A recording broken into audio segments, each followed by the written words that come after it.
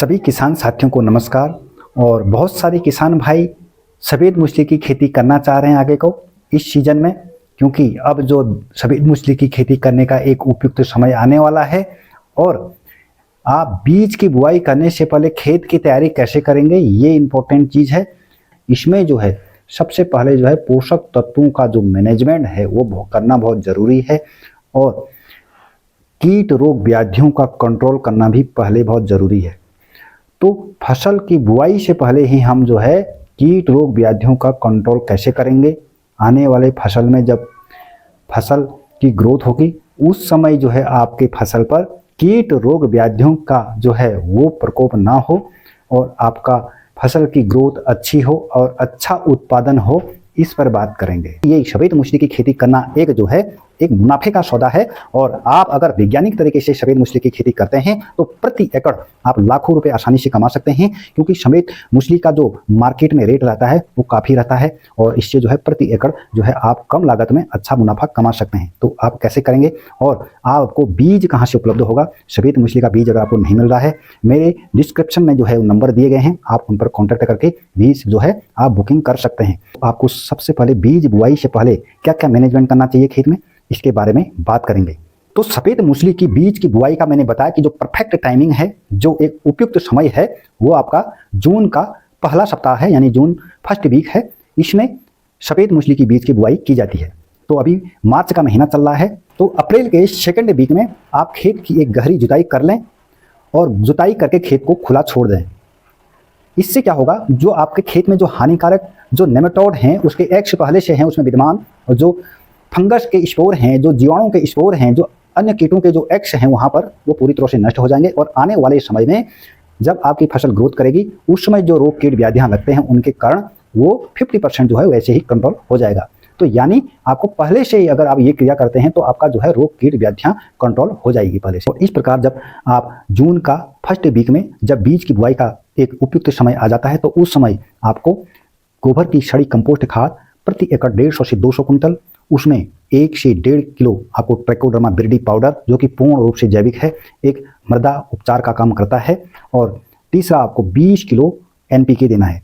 और एनपीके की मात्रा आपको बिल्कुल नहीं बढ़ानी है, केवल प्रति एकड़ 20 किलो आपको काफ़ी है, क्योंकि ज़्यादा रासायनिक यानी उर्वरक आप अगर इसमें डालते हैं तो आपका ये सफ़ेद मूंगफली की खेती के लिए जो है काफ़ी हानिकारक है। आपका बाद में बीज अगर आप रखते हैं उसका तो बीज सड़ सकता है, मार्केट में उसकी वैल्यू कम हो सकती है।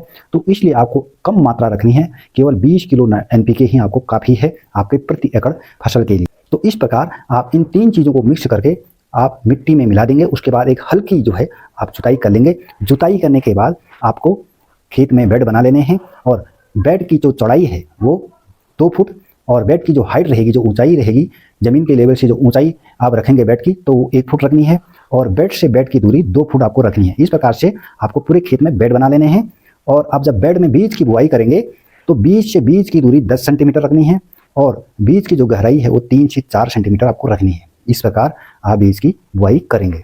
लेकिन बीज बुआई के बाद आपको एक विशेष ध्यान रखने की जरूरत है, आप बेड में मल्चिंग शीट जरूर बिछाएं और मल्चिंग शीट से जो है आपका खरपतवार पूर्ण रूप से जो है कंट्रोल हो जाएगा और इससे मिट्टी का जो तापमान है वो भी मेंटेन बना रहेगा। तो इस तरह से आप अगर वैज्ञानिक तरीके से सफ़ेद मूंगफली की बीज की बुआई करते हैं तो आपका जो है रोग कीट जो व्याधियाँ हैं वो आपका मिनिमम 70% पहले ही कंट्रोल हो जाते हैं। बाद में रोग कीट व्याधियाँ जो हैं वो आपकी फसल पर नहीं लगती हैं और आपका उत्पादन जो है अच्छा रहता है, फसल की जो ग्रोथ रहेगी अच्छी रहेगी। तो इस तरह से आपको खेत की तैयारी करके बीज की बुआई करनी है। ट्राइकोडर्मा विरिडी जो पाउडर आप डालते हैं 1 से 1.5 किलो, ये पूर्ण रूप से जैविक है। और अब खेत में किस तरह से काम करता है, क्योंकि जो मैंने बताया कि खेत में बहुत सारे नेमेटोड के एक्स, हानिकारक जीवाणुओं के स्पोर, फंगस के स्पोर और अन्य कीटों के जो एक्स पहले से विद्यमान रहते हैं जो कि बाद में जो है बीमारियां फसल में फैलाते हैं, वो पहले से जो है वो नष्ट हो जाएंगे। ट्राइकोडर्मा विरिडी जो है एक मिट्टी का उपचार करता है। मिट्टी में जो हानिकारक जीवाणु, विषाणु, नेमाटोड, कीड़े मकोड़े के जो स्पोर एक्स होते हैं उन्हें नष्ट कर देता है। इस प्रकार जो है आपकी फसल 70% तक जो है वो कीट रोग व्याधियों से मुक्त हो जाती है। अभी तो मैंने ये बताया कि बीज बुआई से पहले आपको ये वैज्ञानिक तरीके से जो है ये मैनेजमेंट करना है, खेत की तैयारी करनी है। अब जो है आपने फसल की बुआई कर दी है, आगे को कितने इरिगेशन देने हैं आपको और अगर कोई रोग और कीट आता है फसल में तो उसके लिए क्या स्प्रे करना है, कौन सी दवा का स्प्रे करना है। आगे को अगर पोषक तत्वों की कमी दिखाई देती है तो आपको पोषक तत्व कैसे देने हैं, कौन से पोषक तत्व देने हैं, कब इसकी खुदाई करेंगे, ये पूरी जानकारी जो है आपको फिर अगली वीडियो में बनाकर फिर इसकी जानकारी देंगे।